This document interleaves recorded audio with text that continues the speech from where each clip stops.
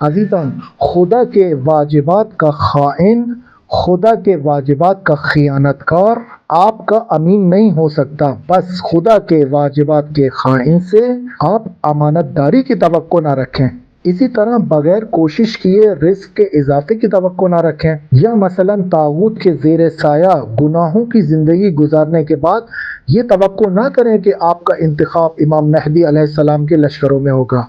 हराम माल खाने वाला शख्स, हराम माल पेट में भरने वाला शख्स मकाफात अमल से बचने की तवक्को ना रखे। इसी तरह पैगंबर अकरम सल्लल्लाहु अलैहि वसल्लम के जाने के बाद अहले बैत अलैहिस्सलाम की मोहब्बत व मवद्दत और पैरवी किए बगैर जन्नत में जाने की कोई शख्स तवक्को ना रखे।